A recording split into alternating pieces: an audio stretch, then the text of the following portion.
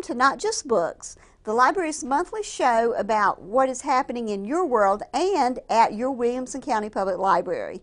My name is Dolores Greenwald, and I'm the director. Thank you so much for joining us today. We have some marvelous guests, and you will not want to miss 1 second. In our What's Hot in Books segment, we'll have Adult Services Manager Jeffie Nicholson. She'll be here to discuss an exciting new and free way to read ebooks and listen to audiobooks. If you like your tablet, smartphone, or computer, stay tuned because you'll not want to miss this. In our Your World segment, we'll be discussing the National Council on Aging's Senior Community Employment Program with JoAnn Miller, the employment facilitator. The employment program provides community service and work-based training opportunities to older Americans. If you're 55 or older and wish to participate in this program, please stay tuned for more information. In the Save the Date portion of our program, Honora Bates of the American Red Cross will be here with us. Honora is the account manager, and she is here to discuss all the terrific things the Red Cross is doing for people here in Williamson County. Thank you for joining us today, and we will be right back with our Your World segment.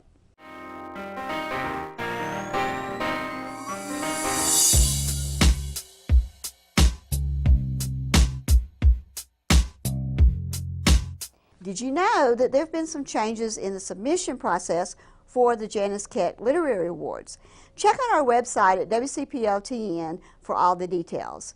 These awards honor the memory of the late Janice Keck, director of the Williamson County Public Library from 1979 until her death in 2011.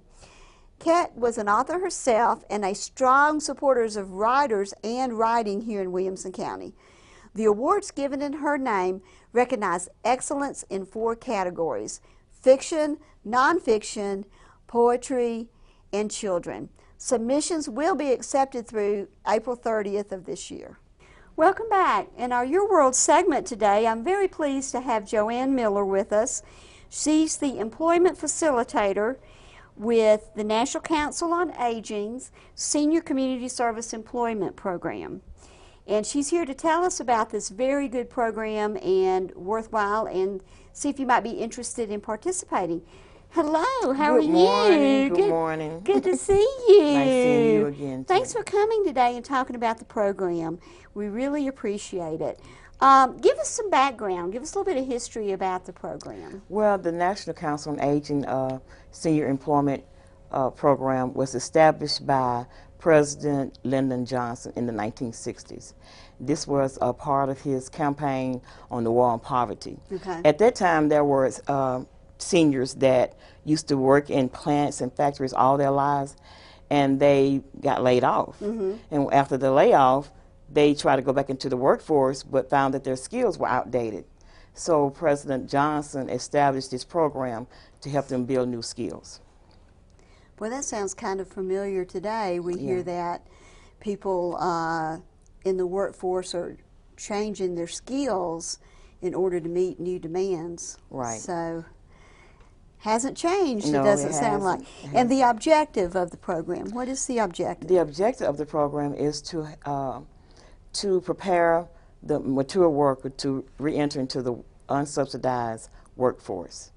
And so I find that some of the seniors that come to us now, as we were talking about earlier, that they have different reasons. Some receive unemployment, well, not unemployment, Social Security and disability. Some don't have the skills they used to have, or they've been sick for a long time and they try to go back in the workforce and find that there's discrimination against their age. And so they come into the program now for various different reasons. There's been people that come in that do not have money enough to even provide food or take care of their medication or whatever.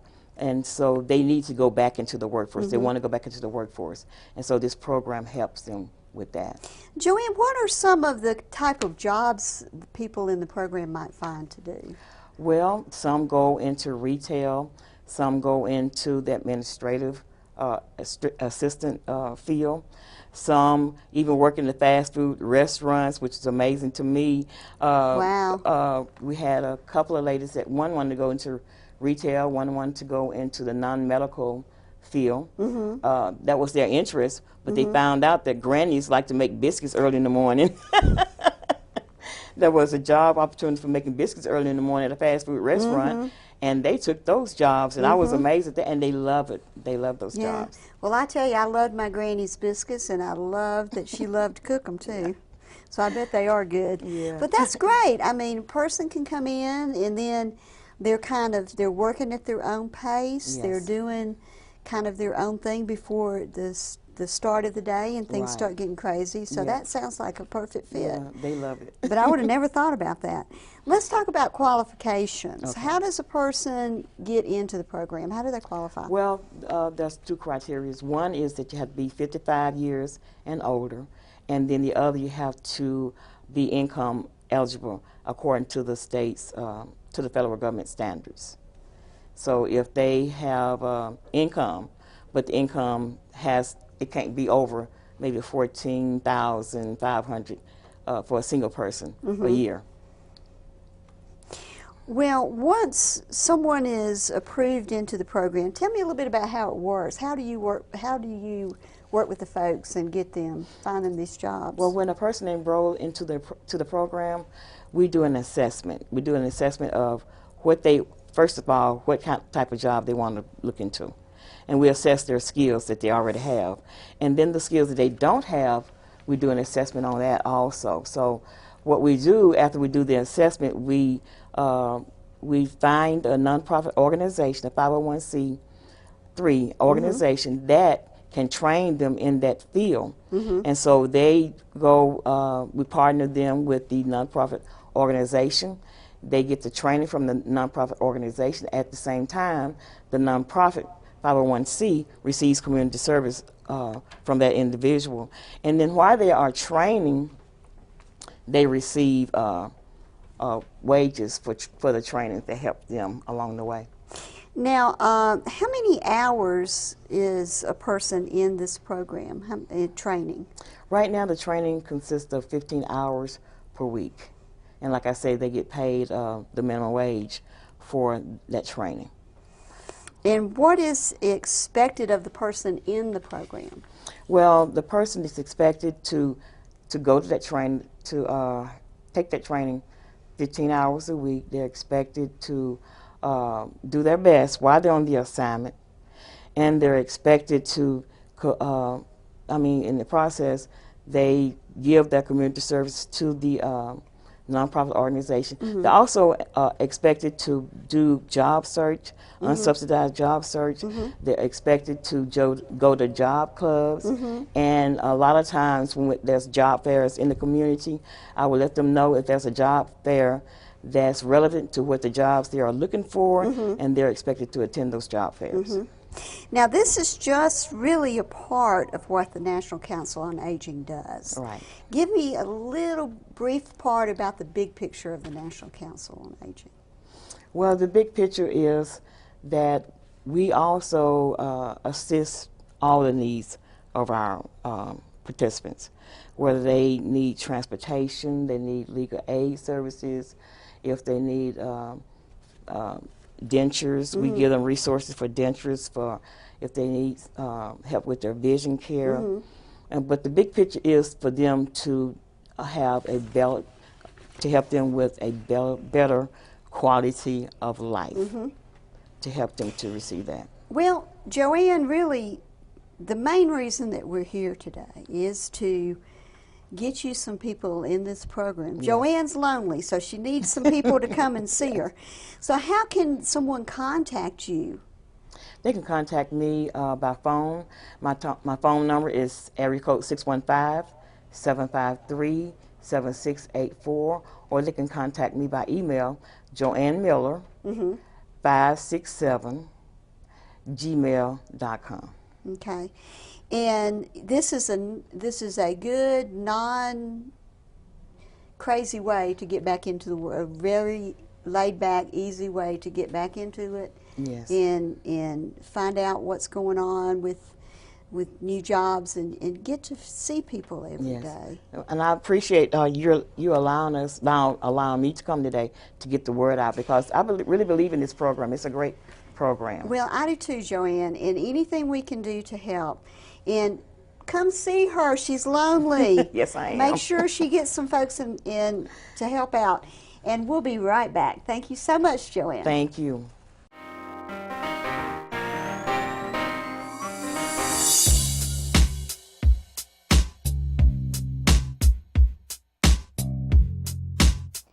Did you know the library is celebrating Black History Month with a marvelous exhibit? Special Collections Department at the Williamson County Public Library will be hosting its annual photographic exhibit on Williamson County African American history by local historian and author Thelma Battle. This year's exhibit is called Coming and Going, and it will examine the history of migration to and from Williamson County in the Black community. Topics will include the earliest slaves in the county, Reconstruction era exodus, the impact of war, and the modern immigration into Williamson County for industry, sports, and more. The exhibit will be held on the second floor of Special Collections Department and will run from February 2nd to the 28th in honor of Black History Month.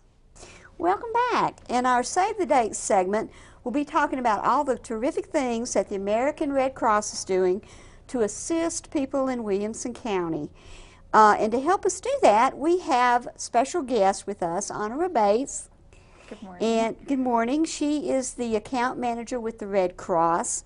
And welcome, and thank you so much for joining us today. Thank you. I'm so glad to be back. And I know it's been a while since I've been on, so I'm glad to be here again. Thank you, and we're glad to have you.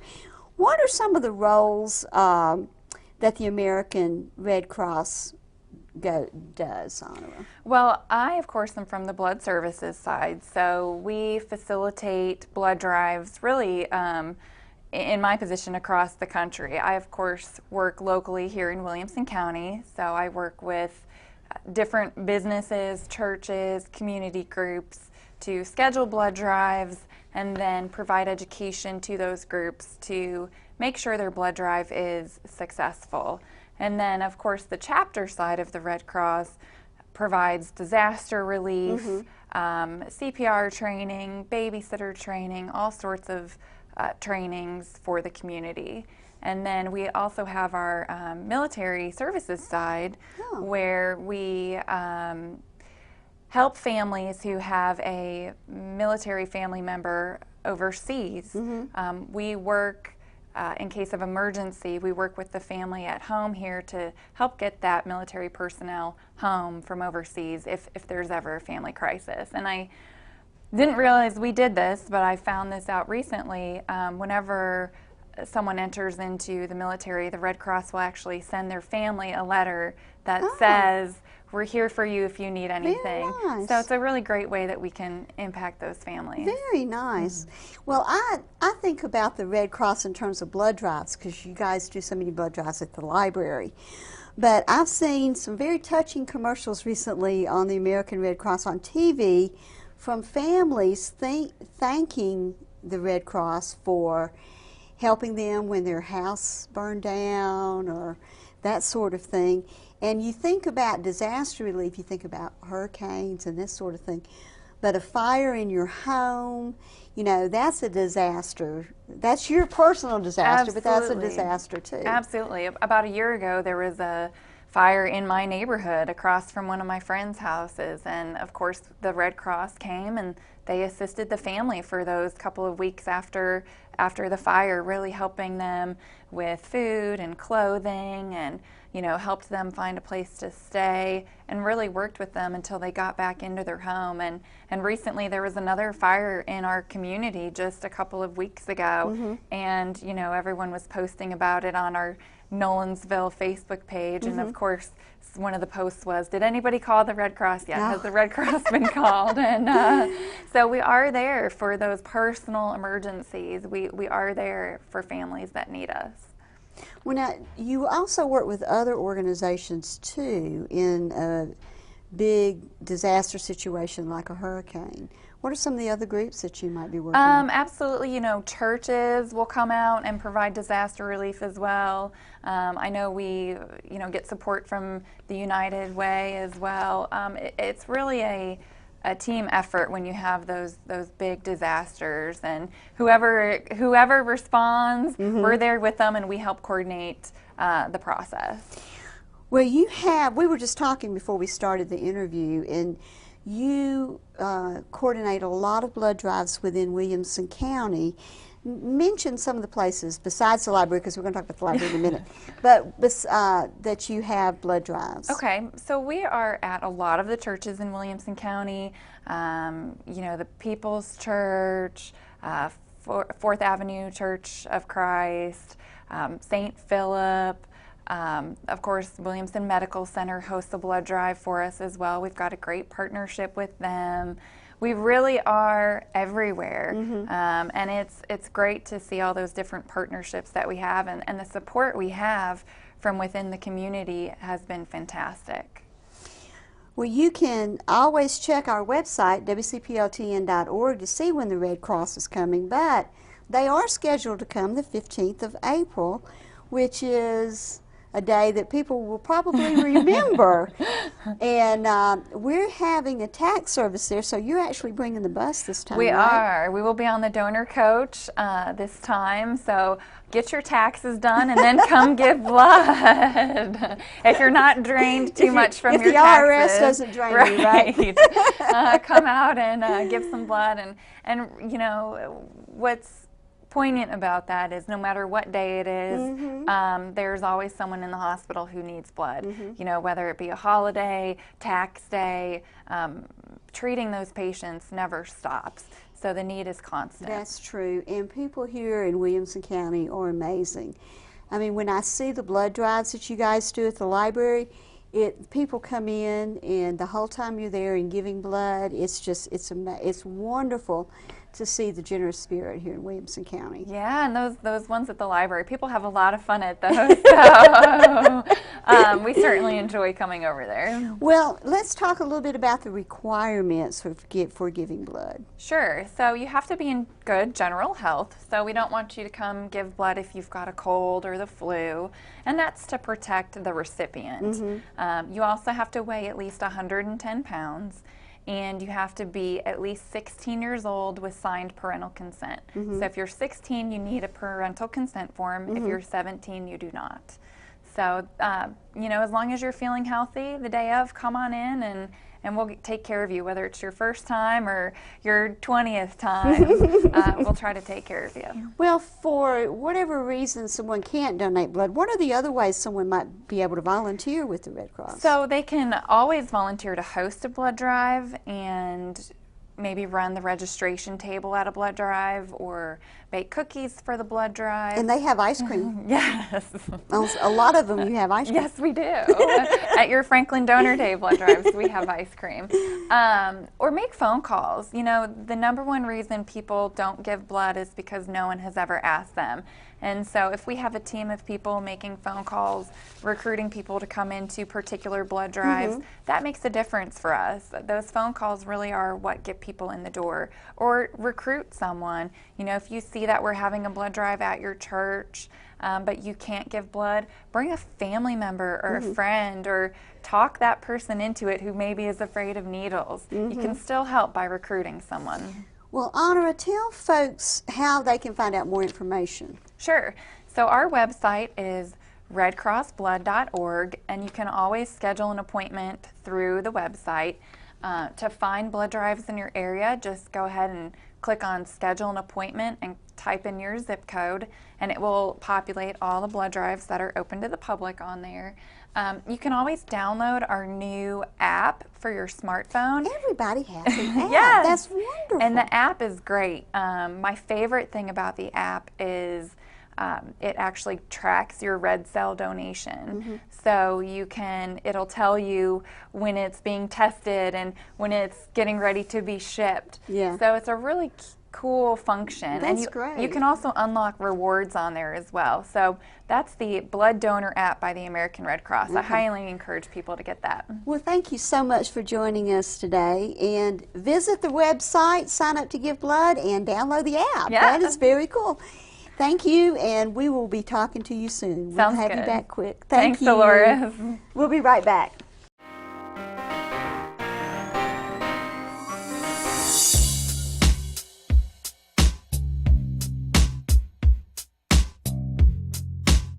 Hello. Did you know you can view our annual report online? Take a look at what we've been doing at WCPLTN. Now, how many libraries can have a stormtrooper on the cover of their annual reports? Pretty cool. 2014 was a busy year at the library. Read the report to learn about all the exciting things that we've been doing. Visit our website again at wcpltn.org. Welcome back. In our What's Hot with Books segment, we have with us Jeffie Nicholson. Jeffie is a frequent person on the show because the Adult Services Department stays so busy and we have so many good things going on. She is the Adult Services Manager here at the Main Library in Franklin. She's with us today to talk about some new, exciting ways to read and listen to ebooks and audiobooks, plus streaming movies and that sort of thing. So welcome. Thank you so much for joining us today, Jeffie. Oh, I'm excited to be here. Well, tell us what you brought with you today, because I am very excited about this too. Well, today I brought our new Wi-Fi hotspot. Yay, Wi-Fi hotspot, folks. This will enable people to borrow this device from the library, and then you can access our library website and get ebooks from anywhere that we get T-Mobile Wi-Fi service. So, very good. Now, it's very easy to use, is that right? yes, it's a cute little box here. Let me get it out. So all you have to do is switch it on. Almost looks like an old pager. It is like an oversized pager. And give it a second. And then you hold down the OK button and it prompts you for the password, which we plan to put a nice label on the back and have it really easy for everyone to access. Oh, I thought we put a And get it on. complicated password on it. No, No, we won't. There's Okay. right now there's a long digital one, but we're checking about getting it to something Good. that'd be a little shorter. Good. So it gives me a long press the OK button to unlock the screen. So you just have to hold your thumb down on it. And the password's already been entered on this one, so there's the opening screen for it. And basically once you turn it on, you can see the little radar going on it. And then you can take your device, and we have borrowed an iPad, and you just unlock it and go to wherever your settings are on your device to access your Wi-Fi and turn it on. That's just too easy to do. It's just cool. And it's going to search for the networks and hopefully find it. There it goes, saying 4th floor. It still hasn't picked it up. Okay. But it will show up, there it is, saying T-Mobile Broadband 27 on here. And you just tap that, and it prompts for the password that's on the back, and then you're hooked up on the internet. So if you know you're going on vacation, you're going to a condo or staying in a hotel and you don't want to pay for the internet access, then you can borrow this device and be able to get online. Yeah, that's what we were going to talk about with some of the benefits from the library providing this for folks, because data streaming and internet access can be very expensive.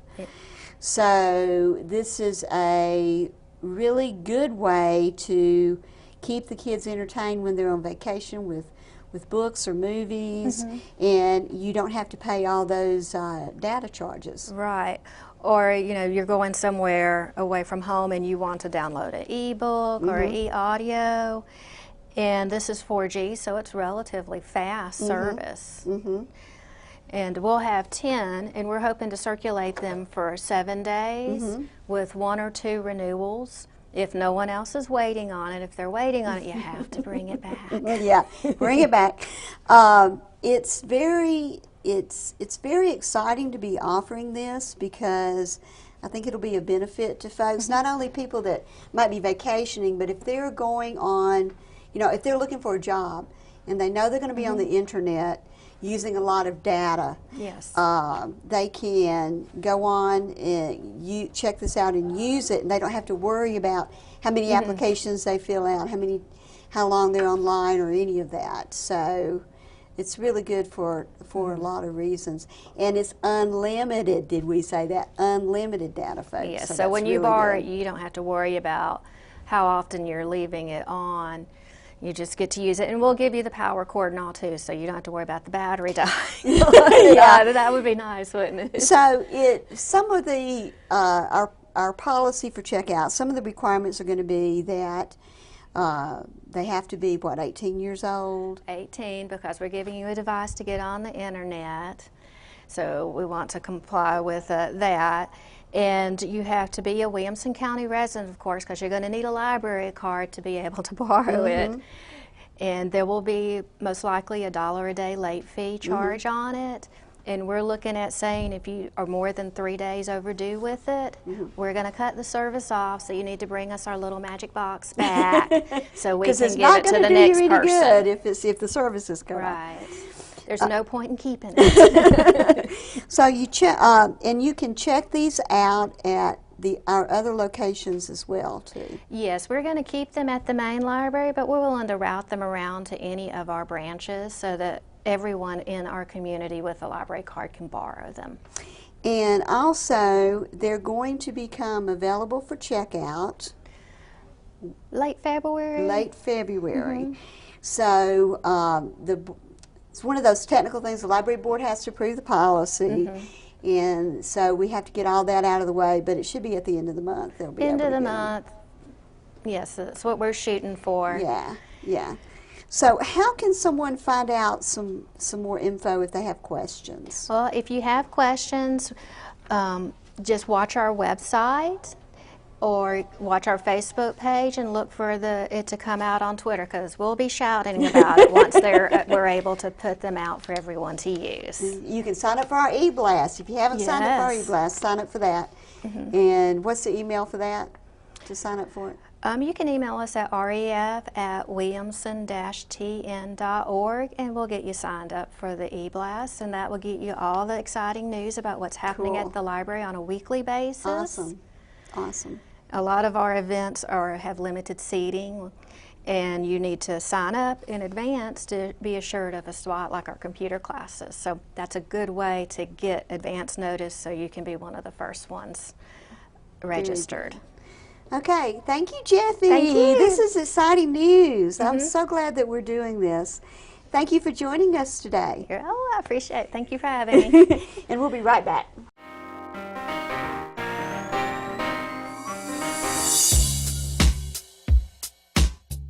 Welcome back to Not Just Books. Thank you so much for joining us today. I hope you liked the show and will watch us again.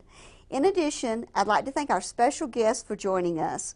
Exciting things are happening here in Williamson County, and the library is honored to play a part. Thanks again to Honora Bates with the American Red Cross, Jeffie Nicholson of the Williamson County Public Library, JoAnn Miller with the National Council on Aging Senior Community Service Program. If you have any comments or suggestions for future programs, please contact me.